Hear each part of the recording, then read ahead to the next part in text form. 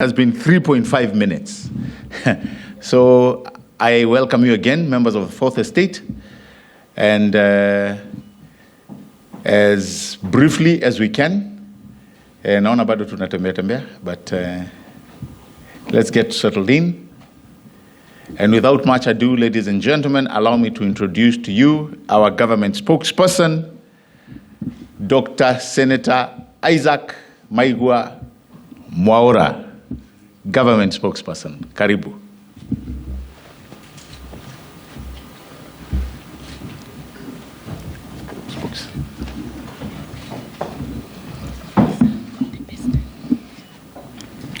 Habari zenu. Kenya itasimama, Kenya itainuka, Kenya itanawiri kwa umoja na uzalendo. Mimi ni Mkenya mzalendo. Je, wewe? Leo hii tunaadhimisha miaka miwili tangu kuapishwa kwa Mheshimiwa William Samoei Ruto na serikali ya Kenya Kwanza kuchukua hatamu za uongozi. Imekuwa ni miaka miwili ambayo imekuwa na matukio mbalimbali, na tunaweza kusema kwa hakika kwamba Mheshimiwa William Ruto amejaribu zaidi vilivyo kuhakikisha kwamba tumeweza kutekeleza hii ruwaza yetu ya the better plan ambayo mnaijua kabisa, iliyokuwa imependekezwa na muungano wa Kenya Kwanza wakati tulikuwa tunatafuta uongozi wa nchi hii yetu ya Kenya. Na kwa sababu ya hivyo ni vizuri kuwa na ule uwajibikaji. Tujiulize, ni kipi ambacho kimetendeka tangu tuweze kuchukua usukani wa nchi hii yetu? Mwanzo, ikumbukwe kwamba wakati Mheshimiwa William Ruto amechukua hatamu za uongozi, tulikuwa tunatokelezea tu kwenye misukasuko ya uchaguzi, kwa sababu unajua wakati kuna kinyang'anyiro mwaka wa mwisho huwa mara nyingi shughuli zimeweza kusitishwa. Pia ilikuwa ni wakati wa kiangazi kikubwa, na pia kulikuwa na bado yale madhara ya COVID-19. Na zaidi ya hapo, madeni yalikuwa ni chungu nzima. Gharama ya maisha ilikuwa imesonga juu zaidi, na hata ilikuwa ni ghali mno kupata hata mafuta ya magari na kadhalika. Lakini tunapoangazia vile ambavyo tumefikia sasa hivi, ukiangalia mihimili mitano ambayo tuliweza kuangazia zaidi ama kutilia maanani, kumradhi, katika nyanja za kilimo, mambo ya kidijitali, mambo ya ujenzi wa nyumba, mambo ya afya, tumeweza kupiga hatua kadhaa ambazo ni za kusifiwa. Na kwa sababu sisi kama serikali tumepatiwa nafasi ya kuweza kuwajibika, ndiposa tumekuja hapa kuweza kukuelezeni yale ambayo tayari yameweza kutendeka. Na nina furaha kusema kwamba, kwa mfano, ukiangalia hususan mambo ya kilimo, kuilisha nchi na kukuza uchumi, tumeweza kuona kwamba hiki ni kitengo muhimu sana cha uchumi, kwa sababu 25% ya uchumi wetu wote kwa ujumla hutokana na haya mazao na nafaka. Na watu ambao wameajiriwa katika sekta hii ya kilimo ni watu zaidi ya 40%. Na wakati tumechukua uongozi na sasa mpaka sasa hivi 54% ya matumizi yote ya fedha katika nyumba zetu huwa gharama hizo zote zinakwenda kwa chakula. Kwa hivyo serikali ya Kenya Kwanza ilichukulia nafasi hii kuweza kupunguza gharama ya maisha na kupitia miradi miwili. Mwanzo ni kuhakikisha kwamba mbolea ama ukipenda fertilizer imeweza kupunguka kutoka shilingi 6,000-7,000 mpaka shilingi 2,500, jambo ambalo limeweza kufaidi zaidi kabisa. Na pia jambo la pili ni kuangazia zile value chains ambazo zitaweza kusaidia kuzalisha zaidi ama kutengeneza bidhaa ambazo zitaweza kufanya pia tuwe na viwanda na watu waweze kuwa wanapata biashara kutoka kule. Na kutokea huu mradi wote uanze, pia tumeona ongezeko kubwa sana. Kwa jambo la kwanza tulilofanya ni kuwasajili wakulima kwa mara ya kwanza. Na sasa hivi kulingana na zile data ambazo tuko nazo, tuko na wakulima milioni 6.15 ambao wameweza kusajiliwa rasmi. Na ile mbolea ambayo tumeweza kupatiana imeongezeka kutoka milioni 1.4 mpaka milioni 8.6 mwaka huu. Na hii imetusaidia zaidi kwa sababu kwa mfano kuzalishwa kwa mahindi kumeongezeka kwa 38.9, na hii inamaanisha kwamba tulikuwa tunaweza kuzalisha magunia ya kilo 50 milioni 61.7 mpaka magunia milioni 85.7. Na hiyo imetusaidia kupunguza kuagiziwa kwa mahindi kwa 33.7, na isitoshe kusema kwamba unga sasa unauzwa hata kwa shilingi 114. Hilo ni jambo ambalo ni nzuri zaidi, kwa sababu inamaanisha nini? Kwamba Wakenya wanaweza kupata pesa zaidi kwa sababu hatununui mahindi kutoka kule nje. Inamaanisha kwamba hawatumii pesa nyingi kununua unga ambao unapika ugali, na tunakula ugali karibu kila siku hapa. Na hivyo inamaanisha kwamba gharama ya maisha imeweza kupunguka. Kwa hiyo hii ni jambo nzuri zaidi, na unasikia sasa hivi hakuna, wakati watu walikuwa wanafanya maandamano wanasema unga, sasa hivi husikii jambo lile. Hilo ni jambo ambalo ni nzuri zaidi ambalo pia tunataka kusema zaidi ambalo liko.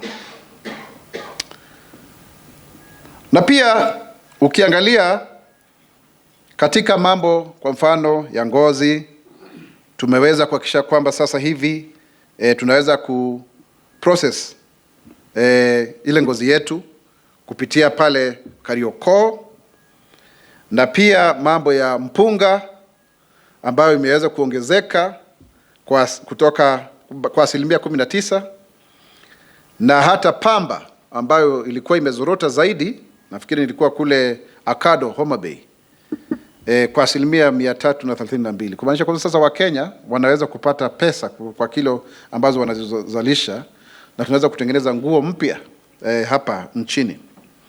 Pia ni vizuri kusema kwamba Wakenya wengi wako katika biashara hizi ndogo ndogo.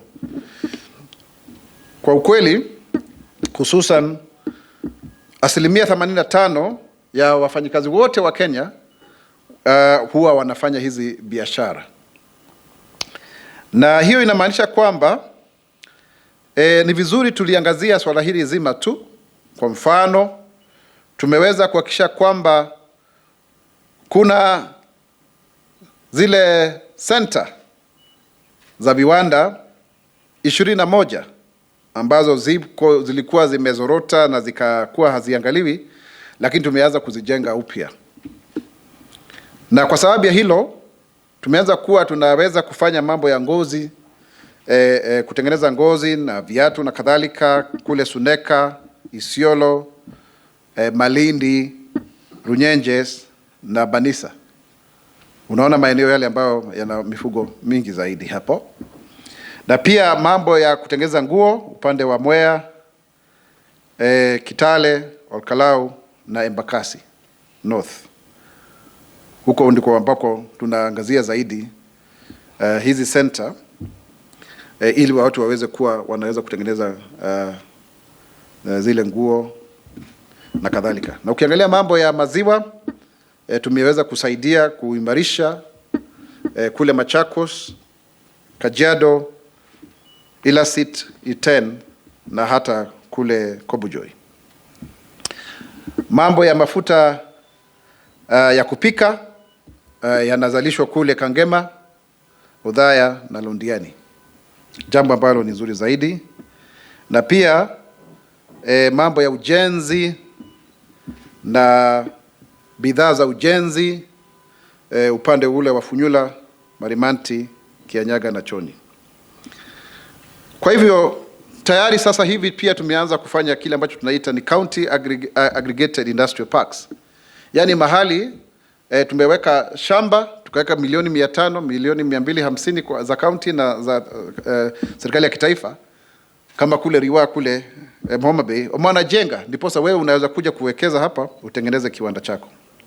Lakini haya yote tulipokuwa tukitafuta uongozi huu, tulikuwa tunasema ni pesa mfukoni. Na jambo ambalo tulisema tuwasaidia watu ni mahasla. Na nashukuru kusema kwamba zaidi ya Wakenya milioni 21.87 wameweza kufaidi kwa kitita cha shilingi bilioni 54.9, na tayari wameweza kufanya kusave pesa zaidi ya shilingi bilioni 3.4, na pia vikundi 673,340 wameweza kupata zaidi ya shilingi milioni 185.8, na wakaweza kuweka pesa kando za kujisaidia baadaye shilingi milioni 9.3. Nafikiri hii ndio benki kubwa zaidi ambayo ni ya wananchi, haina kamati na hujasikia ufisadi wowote ambao umetendeka kutokana na jambo hili. Na usikii kuwa na mikutano ya kisiasa ya watu kuweza kupatiwa cheki. Ni wewe mwenyewe na simu yako rununu, alafu unaweza kufaidi. Na wengi wamefaidika sana. Nakumbuka nikimpata mama mwingine kule Kajiado wakati ule akinieleza kwamba yeye alikuwa ameweza kukopa shilingi 700, zikakatwa kidogo, zile zinawekwa kando, na baada ya wiki mbili alikuwa amepata shilingi 1400 kuuza matunda kwa ndoo. Kwa hivyo pengine wewe unaweza kafikiri sio pesa nyingi, lakini kuna watu wengi sana ambao wanalishwa na hii Hustler Fund, ambao wenyewe wamefaidika kutokana na hilo. Pia tukiangalia upande wa ujenzi wa nyumba, nashukuru kusema kwamba zaidi ya nyumba 112,405 zimeweza aidha kumalizwa ama zinaendelea kujengwa, na zaidi ya Wakenya 1,660 wameweza kupata kazi kutokana na mradi huu wote wa ujenzi wa nyumba. Na kuna mfuko wa fedha wa shilingi bilioni 4.4 ambao umewekewa wafanyikazi, wanabiashara wadogo wadogo. Na hiyo inamaanisha kwamba sasa hivi tutakuwa na watu wengi ambao watakuwa naweza kumiliki nyumba. Na hilo ni jambo zuri zaidi kwa sababu hata ukiangalia yale matakwa ama mahitaji ya kimsingi ni nguo, chakula na nyumba.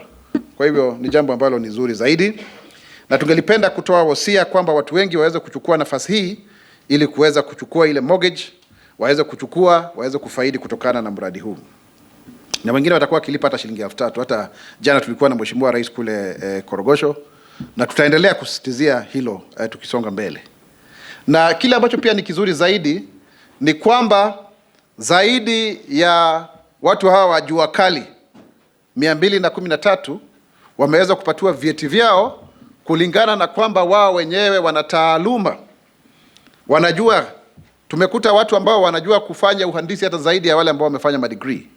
Kwa hivyo 213 wamepatiwa vyeti vyao, na tutaendelea kuwapatia watu ili tuweze kuonyeshana kwamba tunaweza kutunza hii mambo ya kama una uwezo mkubwa na uzoefu wa kazi, ukipenda experience, itafaidi zaidi. Tuliweza kuahidi nyumba 1250. Tayari tunakaribia kutengeneza nyumba 50% ya nyumba zile. Lakini tunatumai kama serikali kusonga mbele, tutaweza kujenga zaidi ya nyumba 1700.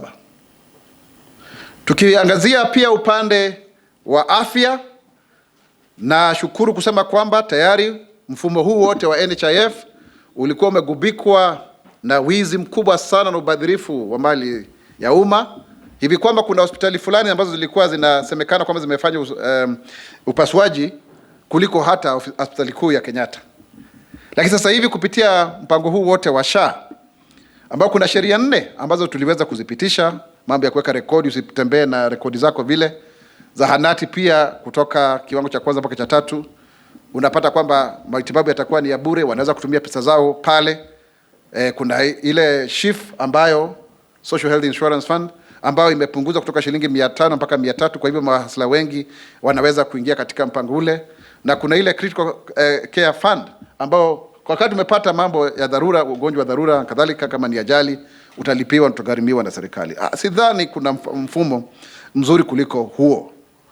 Ni mfumo mzuri zaidi, na hata ukiangalia tumetumia zaidi ya shilingi milioni 500 kupitia KEMSA kuhakikisha kwamba madawa yamefikia wananchi kule mashinani. Wale community health volunteers ambao wanajitolea wameweza kuongezeka kwa 20%.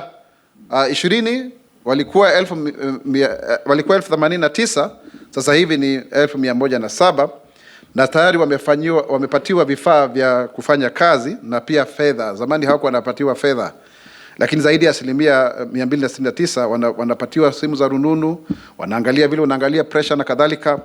Na hawa ni watu ambao sasa hivi wanafaidi shilingi zile 1500 kila mwisho wa mwezi, na zingine zinaongezwa na hata wafadhili. Ni jambo tu zuri ambalo limesaidia Wakenya ili tuweze kuwa na kuwaunganisha, ili kila CHP anaangazia nyumba 100. Kwa hivyo tunaweza kukutana na Wakenya, tunaona wakizunguka kule, hata mimi nakuwa nikiona kule vijijini, na hawa ni Wakenya ambao sasa angalau hawajitolei tu bure hivi, wako na kipato kidogo, na pia tunaweza kupunguza watu wasikwende katika hospitali ndiposa waweze kufaidi kutokana na matibabu. Tunasema kwamba ni vizuri kukinga kuliko kutibu. Na zaidi ya hapo pia tumeweza kuongezea hospitali. Kuna viwango 6 vya hospitali. Kiwango cha 4 ama ukipenda level 4 kule na Rumoru, Ugenya, Keroka, Endebess na Kibugua na Lusigeti, ambao sasa wako katika hicho kiwango. Lakini pia tuko na hospitali mpya ya Margaret Kenyatta ambao ni kiwango cha 6 ama kiwango cha kitaifa, na kule Kerugoya level 5, na pia Jaramogi Oginga Odinga ambao imetawazwa hivi juzi. Kwa hivyo unaona kwamba sasa watu sio wote watakuja pale KNH, watakuja kwingineko wafaidike, ndiposa tuweze kupunguza kwamba hata hakuna madawa ya kutosha, watabibu wa kutosha na kadhalika tunaposonga mbele. Ukiangalia mambo ya kidijitali, mambo ya internet, tumeongezea ile fiber optic kutoka chini ya kilomita 10,000 mpaka 18,000, na tuliahidi kwamba tutaweza kutengeneza kilomita 1100. Miaka miwili tayari tumeweza kupiga hatua kubwa sana katika njia hii, na tunasema kwamba hata tukisonga mbele sio lazima tuchimbe mitaro. Tutaweza kutumia hizi nyaya za umeme, za stima, ndiposa tuweze kuwafikia Wakenya wengi sana, na ni hili kila mtu aweze kuingia katika mtandao na kuweza kufanya biashara ama kuwasiliana. Na kwa sababu ya hivyo tuna zile center ambazo tumetengeneza za vijana kujifundisha, na zaidi tumepatiana kompyuta, tarakilishi zaidi ya 16 kote nchini, na pia wale ambao wameweza kupata ajira kutokana na mfumo huu wote ni 1122,711. Hii ikiwa ni kwamba wale ambao pia wameweza kusomeshwa vile ambao wanaweza kujitafutia pesa kwenye mtandao ni vijana 1516, na hii ikiwa ni ongezeko la 598.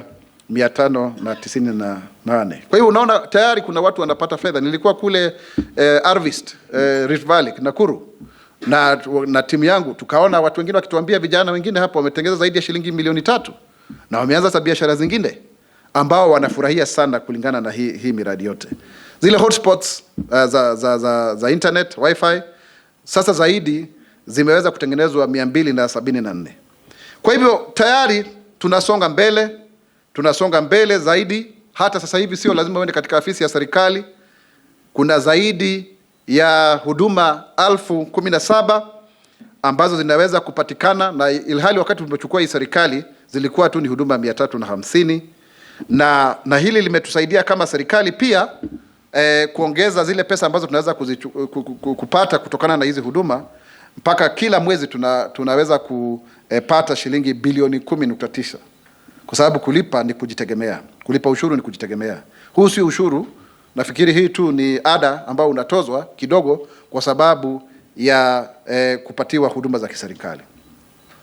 Kwa hivyo kwa ujumla, watu wenzangu, ningependa kusema kwamba serikali hii imefanya mambo mengi sana. Tukiangazia zile nguzo 5 ama mihimili 5 ukipenda, ni muhimu tuseme kwamba tutahakikisha kwamba yale yote ambayo tuliweza kuahidia Wakenya tutaweza kufikia malengo hayo, na sio tu haya ambayo nimeweza kutaja. Tunaangalia ujenzi wa barabara, tunaangalia kwamba kwa mfano tumeajiri walimu zaidi ya 56,000, tumeongezea wale interns ambao wanakuja kufanya kazi za serikali mpaka 8,000. Tumehakikisha kwamba tumesitisha mgomo wa madaktari na tutawalipa wale interns ambao wako pale. Tunaangazia zaidi mambo ya kuajiriwa kwa polisi, wale vijana wetu ambao pia wameingia katika NYS. Mambo mengi sana ambayo tumeweza kufanya. Unakumbuka pia hivi karibuni ziara ya Mheshimiwa Rais kule Uchina, shilingi bilioni 34 za kuhakikisha kwamba tumeweza kujenga barabara zetu. Tuhakikisha kwamba barabara ya Muthaiga kwenda Kiambu iko sawa, ni mara 2 dual carriageway. Pia hii ya kutoka Northern Bypass pia vile vile kuwe na reli ambazo zinabeba watu hapa Nairobi. Kuhakikisha kwamba hii reli yetu imefika mpaka Kisumu na kadhalika, kusonga mbele mpaka kule Malaba na kadhalika, kwa sababu sisi wenyewe tunataka nchi iweze kufunguka na Wakenya waweze kufaidi. Kama ni ule mpango wote wa Lapset, ile poti ya Lamu iweze kutumika. Tuna miradi mingi chungu nzima. Hata sasa hivi unakumbuka jana Mheshimiwa Rais aliweza kuzindua huu mradi wa Climate Eco Works, na zaidi ya vijana 200,000 wataweza kufaidi. Nairobi peke yake ndio watu 20,000 watusaidia kilomita 45 za huo mto. Mambo mengi ambayo tunafaa tukiangazia tusonge mbele. Kile tu ningependa kuwarai wa Kenya wakuwe ni watu wenye subra, tuwe watu ambao tunasherekea umoja wetu, na tuwe watu ambao wana utaifa. Tusahau tofauti zetu za kikabila, tusahau kule ambako tumetoka, tuangazie chini ya uongozi wa Mheshimiwa Rais William Ruto mpaka tuweze kuafikia malengo yote ambayo tunayoyafanya, na tuwe watu pia wanasikiza. Kwa mfano nimeona watu wengine wakisema sijui kuna watoto wamepelekwa sijui Gulu wale waenda Russia. Jamani, tuache uongo. Tuache uongo. Watoto wote 330 wameweza kujulikana kule waliko, na tafadhali wale ambao ukimpata mzazi ambaye bado analia kwa sababu ya mtoto wake, mpatie nafasi aweze kuomboleza. Kwa mfano kama bado hajajua, kwa sababu kuna wazazi 19 ambao bado tunangojea DNA ndio tujue mtoto ni wa nani. Tafadhali tusitumie hilo kama kutengeza story ambazo ni za uongo. Watoto wote wamepatikana, wanajulikana kule waliko. Hakuna watoto wamekwenda huko sijui Uganda sijui wapi. Tusiongee fake news ambazo ziko hapo ili tuweze kuuza story kwenye mitandao.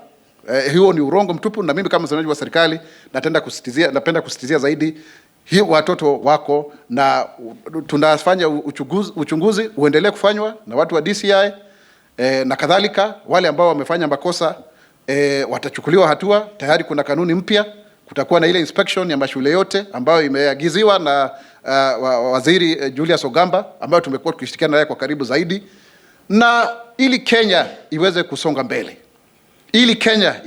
mbele. Kama ni mambo haya ya Adani ambayo tuliyazungumzia wiki iliyopita, wameweza kutoa mapendekezo. Wametoa pendekezo la airport, wametoa pendekezo la umeme, stima, kwa sababu zile laini za stima haziwezi kuhodhi ule umeme, kwa sababu ni kuukuu, ndio unakuta kila wakati tuna blackouts.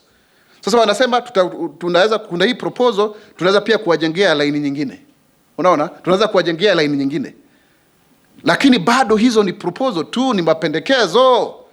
Lazima kuwe na public participation. Unajua hiyo ni nguzo kubwa zaidi ya katiba kulingana na kipengele cha 10 cha katiba hii yetu ya Kenya. Kwa hivyo Wakenya tuwe watu ambao pia ni watu wana utaifa, watu ambao wana uzalendo, watu ambao wanahodhi na kuenzi nchi yao. Tusiwe tu ni watu tu wa manunguniko kila wakati. Tuipatie hii serikali muda, na natumai tunaposonga kufika mwaka 2027 watu wataanza kuona mazao. Wakati tunakaribia nusu ya muhula, kunakuwa na lawama nyingi zaidi, hata ukiangalia serikali za awamu zilizopita. Lakini mwishowe watu wanakuja kuona ni kweli kila rais hukumbukwa kwa yale ambayo amefanya. Na mimi nafikiri kwamba hata sasa hivi unapoangalia hii serikali imefanya mengi na makuu, na ndiposa tuweze kusonga mbele kwa pamoja. Kenya itasimama, Kenya itainuka, Kenya itanawiri kwa umoja na uzalendo. Mimi ni Mkenya mzalendo. Now let me turn this to English so that those who also want to listen to the official language can do so, because Kiswahili is a national language, and I believe it's the most understood by many people. So allow me to read so that then we can go to the next session. 2 years ago, on September 13, 2022, the Kenya Kwanza government took office under the leadership of President William Ruto. His administration embarked on a transformative mission to uplift Kenyans through the bottom-up economic transformation agenda. This agenda has been the cornerstone of our government's vision, built on 5 pillars, that is agriculture, micro, small, and medium enterprise economy, affordable housing, universal healthcare, the digital superhighway, and the creative economy. This strategic blueprint, envisioned under the Kenya Kwanza administration, has laid the foundation for an inclusive and prosperous Kenya. Today, the government is proud to report significant progress in each of these areas, highlighting the achievements that have positively transformed the lives of millions of Kenyans. On agriculture, feeding the nation and growing the economy, we are all aware that agriculture is the backbone of Kenya's economy and is a core pillar of the Better Plan. It directly contributes to our GDP's 25% and supports other economic pillars such as manufacturing by boosting the GDP by a further 27%. Agriculture also employs directly or indirectly an estimated 40% of our population. Recognizing that food accounts for 54% of household expenditure in Kenya, the government has prioritized lowering the cost of living through targeted agricultural reforms. These reforms focus on shifting from consumption subsidies to production subsidies with a clear aim to boost agricultural productivity. These objectives include reducing farm inputs and also increasing farmers' incomes. These costs of farm inputs have been detrimental to productivity, but the real aim is to create more jobs in the agricultural sector and enhancing productivity through value chain addition. To achieve these goals, the government has implemented 2 key strategies: the fertilizer subsidy program, which lowers input costs and improves yields, and initiates the enhancement of agricultural productivity and value chain, focusing on adding value to products to improve market competitiveness and farmer profitability. The fertilizer subsidy program involved in the digital registration of all farmers and the subsequent provision of low-cost fertilizer has really ensured that the current number registered under our digital platform has increased from very few numbers to 6.15 million farmers. And this has facilitated the distribution of low-cost fertilizer and providing essential planning data. The number of fertilizer bags disbursed increased from 1.4 million in the year 2022 to 8.6 million in the year 2024, while the cost of per bag dropped from 6,000 to 2,500. As a result, maize production rose by 38.9% from 61.74 million to 85.7 million bags, reducing maize imports by 33.7%. The cost of a 2 kg packet of maize flour also fell by 23.3% from Kenya shillings 169.9 to 130.8. The government's agricultural reforms have significantly improved key agricultural value chains. In the tea sector, the removal of VAT on locally sourced tea and support for MSMEs boosted smallholder farmer earnings by 15.8%. In the edible oil sector, sunflower farming acreage increased by 8.3% through seed distribution. The leather industry saw a 30% rise in processing capacity utilization, aided by initiatives such as operationalization of the Carioca manufacturing facility. The dairy sector experienced a 35% increase in milk prices, boosting production by 13%. Paddy rice and meal rice production rose by 19% and 14% respectively. Cotton cultivation expanded by 332% due to seed and pesticide distribution. These interventions have enhanced productivity, reduced costs, and improved farmer incomes, contributing to broader socioeconomic transformation. And you can see quite a number of farmers are really happy because of that. And all of us can feel this because it is cheaper to actually buy things, noting very well even the stabilization of the Kenya shillings against the dollar from a high of 162 to only 130 currently, against increased interest rates by the Federal Reserve in America. That has been very, very good. In fact, the Kenyan shilling has been cited as one of the strongest, only second to Argentina globally in terms of its resilience against the dollar. Yet, we've also maintained a lower inflation. So that is really, really commendable because that means we are getting it right in terms of macroeconomics.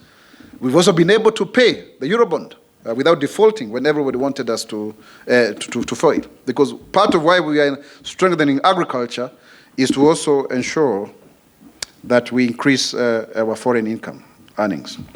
And it's also very good to say that we are no longer importing sugar, because we are producing from our companies locally, and now we don't need to import sugar. The cost of production of 1 ton of sugar has moved really, really lower in such a competitive manner as compared to other jurisdictions like Brazil. And that's very commendable. Now we are not importing sugar even from our neighbors who are actually even complaining. That's really, really a great thing. Now when we turn to micro, small, and medium enterprise, in terms of empowering small businesses for economic growth, we know very well that 85% of the workforce in Kenya are employed in this sector. So the Kenya Kwanza government has been able to place more focus on supporting this sector to contribute towards the economic transformation of Kenya through the bottom-up economic transformation agenda, popularly known as the BETA. It aspires to transform the MSME economy to absorb the young Kenyans joining the workforce every year and to grow the operational surplus for workers. To achieve this, the government is committed to providing access to financing, enhancing infrastructure and capacity building, while also addressing issues that previously hampered the sector's growth, And this is the progress that has been done so far. Number one, we've been able to refurbish and equip 21 county industrial development centers, CIDCs, which provide spaces for MSMEs and create opportunities for formal and informal employment. So these centers that have been revived include the leather value chain in Suneka, Isiolo South, Malindi, Runyenjes, and Banisa, the textile value chain in Mwea, Kitale, Olkalau, and Embakasi North, the dairy value chain in Machakos Town, Kajiado Central, Ilasit, Iten, and Aldai, Kobujoy, and edible oils in Kangema, Udhaya, and Londiani, and of course construction and building value chains in Funyula, Marimanti, Kianyaga, and Choni. And we are constructing another 19 industrial parks. So please differentiate the two. The county industrial development centers are for MSME, small and micro, but the parks are for production, so that you don't confuse the two. So they are going on at various stages, co-funded by the two levels of government. And also the financing from the Hustler Fund, which has been able to benefit 21.87 million people, with 54.9 billion shillings rotating, revolving around the fund. It's not new money. The money is put in is far much less than 54 billion. And the borrowers have been able to save 3.1 billion. 673,340 groups have received 1.8 million in terms of money, and they have saved 9.3 million and counting. When it comes to affordable housing, which is a right under Article 43 of the Constitution, we have been able to have 112,405 units completed or ongoing, and also generating over 160,000 direct and indirect jobs.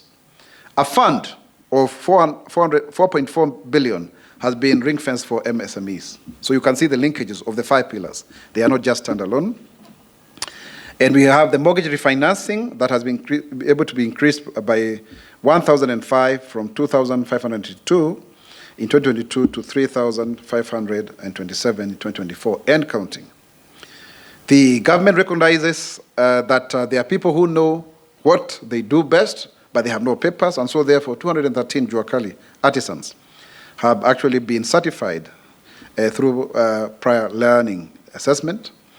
And that is also why we have the Open University of Kenya as well, which has got 3,289 students, up from 1,500, so that you can do that as you work. On UHC, we are very, very, very okay to say that, again, it's a right under Article 43, the socioeconomic rights, and now we have the 3 legislations. The way they are structured is such that we have proper records. Level 1 to 3 is going to be free, and also they can use the monies they may actually get sometimes at source to do their facilities. Level 4 to 6, you pay 300 and upwards, and then there's a critical care fund. All of these are aimed at ensuring that we reduce the burden of care when it comes to us not benefiting from strong bodies. And we know health is a primary focus going forward. And in that regard, of course, KEMSA has been strengthened to the extent that over 500 million shillings worth of drugs have been distributed, and we will continue to do so. And also the CHPs, community health promoters, being put on a 5,000 stipend. They've been given, some working kits, and also to ensure that they are properly, coordinated. One for every, 100 households. 107,000 up from 89,000 previously that were disjointed and not properly coordinated. And new level 4, 5, and 6 hospitals in Narumoru, Ugenya, Keroka, Endebess, Kibugua, and Lusigeti. So this is very, very good, Kerugoya and Margaret Kenyatta and Jaramogi. This is very, very important so that we do not congest the National Referral Center or Referral Hospital. Under the digital superhighway, we have been able actually to increase the fiber optic cable by 111% to 18,767 kilometers, and 1,490 Wi-Fi hotspots have been established. Additionally, 274 digital hubs have been set up across the country, and 16,804 digital devices have been distributed. The Ajira and Jitumbe programs have seen a dramatic increase of 409% in digital jobs, employing 122,711 youth, while digital literacy training has surged by 598%, preparing 516,505 youth for online work. In fact, the president is in Germany to negotiate for a bilateral on labor export, but some of these jobs will also be done online. So Kenyans, please take up these trainings so that you can be working from here. I remember meeting a young lady, interestingly called Charlene, who was working as an HR assistant for a US company, and she was just seated somewhere in a hotel, actually, just working. You just go there. So now you need to go to the public Wi-Fi's and just work from there. If you don't have Wi-Fi at your home. And of course, we believe that because of the competitiveness in the market, even the cost of bundles, they are going to go down.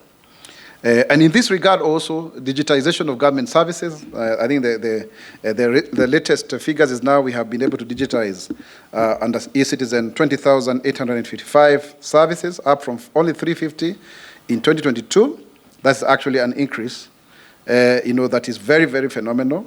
And also the revenue that government is getting from 1.55 billion in 2022 to a whopping 10 billion per month. In fact, our target is to get maybe $1 billion a day, but that is a work in progress.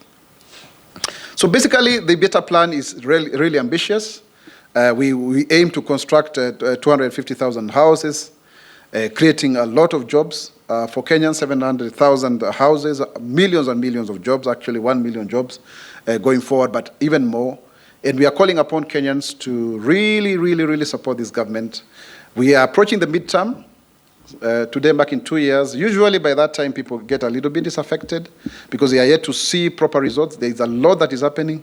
Let us avoid misinformation and disinformation, like people saying that their children have been taken to Uganda. That's a big lie. All of the children in Russia have been accounted for. I can tell you that as government spokesman. And let's allow families to mourn, because there are stages of mourning.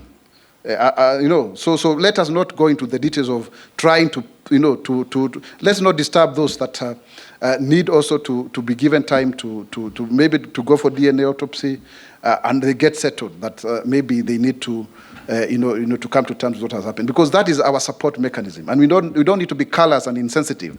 We regret that we've lost the lives of fellow Kenyans, young people, and that is why now there's going to be an inspection of all the public facilities, and there are new guidelines. In fact, we've agreed with the CS Ogamba, and he's pronounced himself on that we actually are going to come up with the legislation with his background as a lawyer, so that then people can actually be held culpable. It's not just a question of policies and regulations. So, ladies and gentlemen, we are open. We want to have this discussion. We want you to understand our scorecard. You give us the feedback so that we can move forward. On the issue of Adani, let me just address clearly and say the JKIA is just a proposal. Now there's a settlement. You saw the agreement. But we need to share this information, because we don't have the capacity as government to have 250 billion to build a new airport.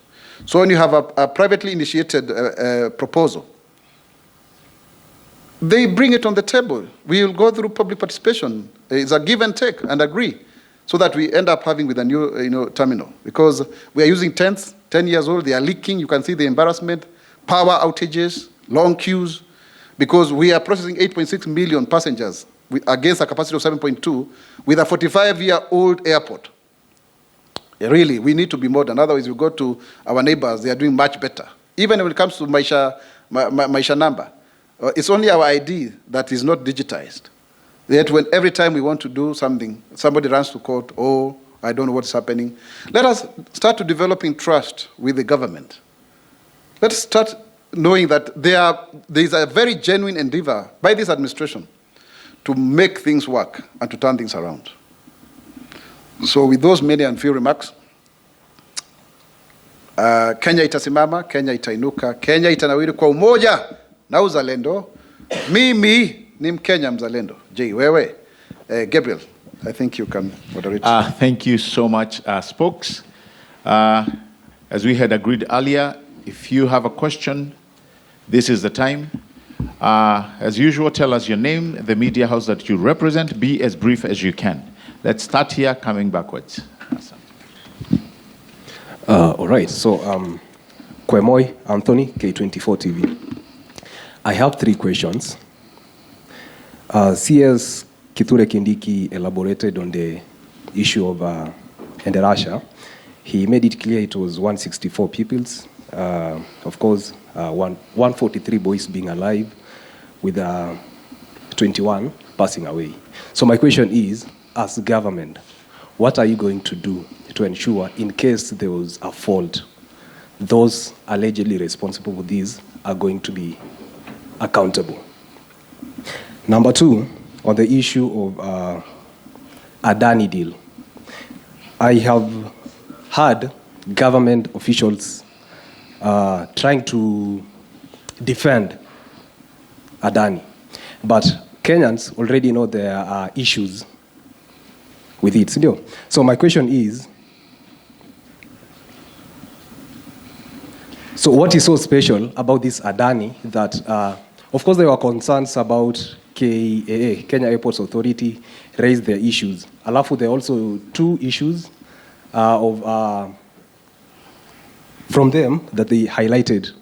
But now government and the officials try to avoid this. So just to make it clear for Kenyans, like, why is this so important for them? Finally, on court defilement. Of course, there is a government official, IG, acting IG. He has been called to account for several cases, but he has not availed himself. So what's the way forward? Should Kenyans continue seeing this, or is government going to do something? Thank you. Sana. Good morning. My name is Njeri Rongo from Radio Waumini. My question is also on the Endarasha school. Could you give us a breakdown of the numbers? How many children died? How many were returned back to their families? And even did there are any missing children? And what is the progress on the investigation of the cause of the fire? Thank you. Thank you. We have a few more. Go. Thank you. Thank you. My name is Jeff Kizila from Live Nation 254. Still on the issue of Adani JKA deal. Because there are fresh details says that Adani, because the government is still insisting that there's no any deal that was done. Because the company Adani still is acquiring some buildings around JKA. So I don't know if, and 2 is, was it a tender proposal deal, and how many companies were in this tender? Maybe you can explain to us more.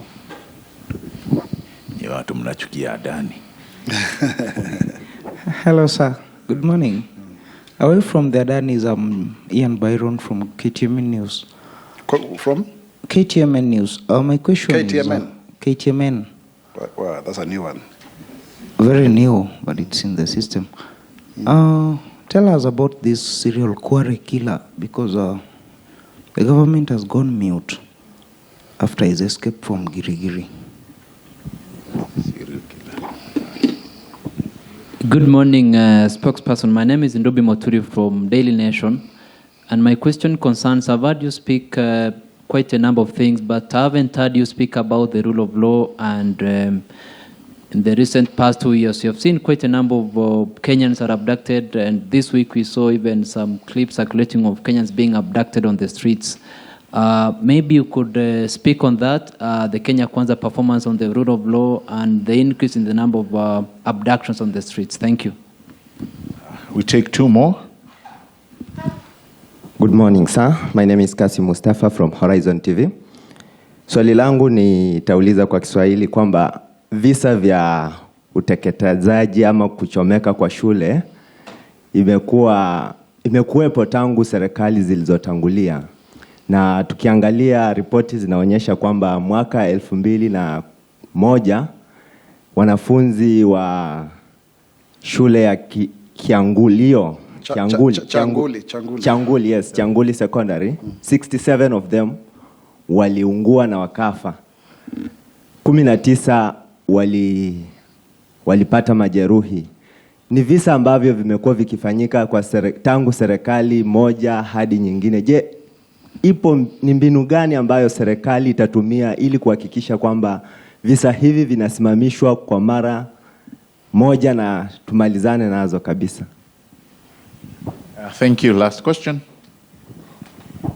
All right. My name is Frederick Parsai from KBC, and I have one question in regards to a Adani issue. How was the entire thing reached? How was the entire process done? Because we just came to know about it once they settled on that company. Was there any tendering process, or they just approached that company? That is my question. Then the other one, in your entire speech, you haven't mentioned anything about security. And I remember when you go to Power, of course, there was that volatile region, volatile banditry in the North Rift. You have not mentioned about something about it. Kindly shed some light on that. Thank you. Spokes, I think you can attend to those questions for now. Yeah, thank you very much, Gabriel. Thank you. Asanteni sana wale ambao tumeuliza maswala. Nianze na mwenzangu kutoka K24. And your question was about the Endarasha. Let me answer very categorically. The school, Endarasha Hillside Endarasha Academy, which I visited and spent some time there, is a school with many children from across various parts of the country, and is a private institution. It has both boys and girls. Now, the dormitory that was raised down is a boys' dormitory, and there are 166 girls and 164 boys. Now, 64 boys, we have had 21 fatalities, 2 in hospital. One at KNH, where the child was 70%, burnt, or 70% burns. He succumbed on the second day, and then the other one at Mary Immaculate. And then we had 19 boys who died at the dormitory. And so now that makes it 21. There were 3 that were recovering at Mount Kenya Hospital, but the rest of the boys were actually safe with their parents. All of them, 66 girls as well, were safe with their parents. So what was happening, and that's why you kept on hearing the numbers varying, is that we had a tracing desk manned by the Red Cross, Kenya Red Cross. They had 63 people on the ground. We had 8 tents, 6 tents, and all of that. It was really multi-pronged. But we were trying to trace the children with their parents. At some point, we couldn't even reach to 12 parents because their phones were off. But eventually, by Sunday evening, we had confirmed that all of the numbers could be accounted for. Part of the challenge was also because of poor record keeping at times, because there were some boys that were actually missing, and they were absent, about 5 of them. Yeah, so accounting to that, knowing where somebody is, it's a pandemonium, parents coming and picking their kids and others running to their neighbors. We even had an incident where a parent had gone with another friend to the son, but all that has since been resolved. And even one who was claiming not to know where their child is, they have been taken to Naramuru, where the autopsy and DNA is being conducted for the next 1 month or so. So it's a grieving process, Sometimes, you don't know what is sure. Maybe there could be some element of denial, but let's not go into that, my brother. But the figures are out there, so let's, and this can be corroborated. Look at the figures from the DCI as well, so that we settle that issue, so that we don't spread fake news, just to sustain a certain narrative. Now, I think the other issue you asked is what measures should be done, going forward in terms of the schools. I think it's very important that we take actions. For example, we move away from policies and regulations to law so that the offenses and penalties are well defined in law. That would really help us so that you say, for example, if you do not follow certain protocols and procedures, you don't have a fire extinguisher, how many students are supposed to be in a dormitory, should there not be a housekeeper or some adult, in that regard, all of those things will be rolled out by the relevant Ministry of Education. And so that then we tighten this whole issue. The issue of prevention is critical, but also the issue of culpability is also critical. So those are very, very important. I think you've also asked a question on court orders. We remain, committed to the rule of law, and His Excellency the President has honored many of these court orders, and that will continue to be a hallmark of our administration. He promised to do so when he took over the office, publicly at the stadium. So I think let us not, we are not backtracking on that. Actually, we have honored more court orders. We've obeyed them more and judgments than any other administration that I know of. It's really commendable. Let's not just pigeonhole maybe one or two incidences. For sure. Even myself, I had been appointed as CAS. But when the courts ruled otherwise, today I'm government spokesman. So I think let's just look at that. Even when we look at the issue of SHA, the court ruled against us.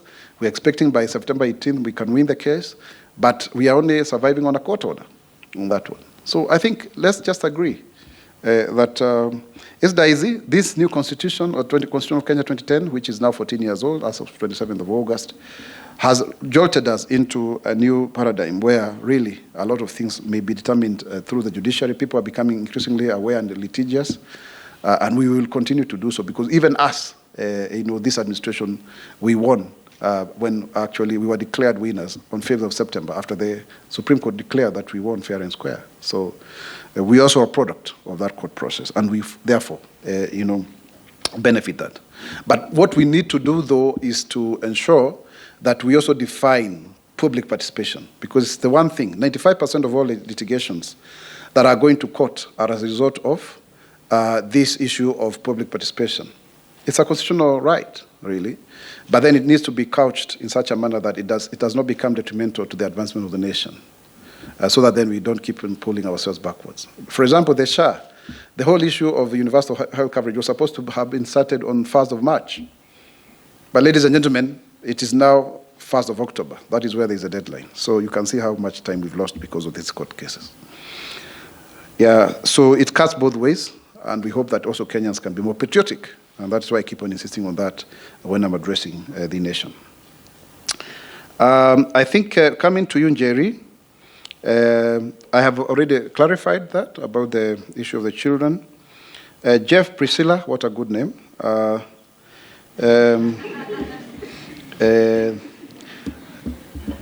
I think you need to agree with me. The law provides for privately initiated partnerships, PIPs. So the Adani proposal was unsolicited. They have a track record of building other airports and public facilities in Australia, in many other jurisdictions. Let me not mention them, from India. So they have made a proposal. We did not succeed in the Greenfields project. We were supposed to even pay 18 billion in a court, I think, in Paris. We had us out of court settlement. We paid 614 million. Now we cannot just stay there. We have 11,000 acres of land at JKIA. This proposal seeks to have a new runway, second runway, hotels, but many things. And they will even be paying fees to the country. After a certain number of years, they will give us back our airport, and we will have benefited. You can see even our neighbors, Rwanda, they are doing very well in terms of coming up with such partnerships. No, we don't want to pay taxes, and at the same time, we don't want people to come and invest with us. What do we really want as Kenyans, fellow people? Let's have a debate. Let's have a debate, robust one. If there are clauses about the concessionaire taking all of the workers and having new terms, let's discuss them. That is why KAU, Kenya Association of aviation workers, Kenya Aviation Workers Union, had a meeting with Davis Church of the CS and Muhammad Gar and even Kotu. They were involved. So that we discussed, because where I come from, we say kuzungumziana ni kupendana. You know, you have to talk, you know, dialogue, constant engagement, you know, going forward, but not just to be negative about that. On the issue of the quarry and the loss, let me leave that to the police. Allow me to kindly, respectfully do so, so that that will be answered in due course. Then the issue of rule of law, again, we are very committed. You said we did not address it, but I think I want to emphasize that we are actually following the law and ensuring that we do something like that. In fact, even the issue of public interest litigation, PIL, we also need to count that in law so that it's very well defined. Just like even for governors, impeachment procedure bill. All of this, we need to put them together so that where there are lacunas, we provide for them. Mwenzangu Mustafa, nafikiri kutoka Horizon TV, umeweza kuuliza masuala ya moto. Nafikiri kanuni na sheria mpya zitawekwa ili kuweza kudhibiti mambo kama haya, kwa sababu ni kweli amekuwa kitukia. Kama mwaka 2018 kama sijakosea, kulikuwa na shule 63 ambazo ziliweza kuchomeka mabweni yao. Kwa hiyo ni jambo ambalo tunafaa kuliangazia kwa undani zaidi kama serikali, tupate suluhu la kudumu, na ni vizuri tuweze kutoa kauli mbiu kwa wadau, hata wazazi wenyewe tuweze kutoa mapendekezo. Pengine kuna Mkenya ambaye ana suluhu ambalo tunafaa kulisikiliza, waweze kujitokeza na kuzungumza kupitia Wizara ya Elimu, ndiposa tuweze kupata suluhu mbadala fauka yale ambayo pengine tunaangazia sisi kama serikali. Nafikiri Fred from KBC, there is a law, the PPP law, that provides for such a framework. Because how do you finance development? How do you finance development? Is either you tax people, you borrow, or you have a private investor coming on board to invest with you. Those are the three main ways. Taxation, you could also have issues to do with levies and fees as kind of some form of taxation, if you can call it that way. Now, we don't have fiscal headroom. We don't have capacity to borrow more, and we don't want to borrow more. We want a situation where if you have your own money, you come and put it in, and then through that, then we are able to finance our own development. You know, going forward, even for counties, we encourage them to do all sorts of revenue. So many PPPs. People asking, why is it Adani? It's a proposal that we got. If there's anyone out there with a counter proposal, please come. Please come. We are open as government. We are open. If you have a cheaper, better proposal, or more affordable, more value for money, please do. That is why it's still a proposal. So let's not just whine and cast aspersions. Let us have a robust debate, because eventually these are national assets. So, ladies and gentlemen, I think I've answered about 6 or 7 questions. I want to say thank you very much so that I can allow you also to take up the stories that we have discussed here. Nawapenda sana. Kenya itasimama, Kenya itainuka, Kenya itanawiri kwa umoja na uzalendo. Mimi ni Mkenya mzalendo. Je, wewe? Asanteni. Thank you so much, folks. Members of the Fourth Estate, a copy of that press will be made available to you momentarily. Asanteni sana kwa kuja. Thank you.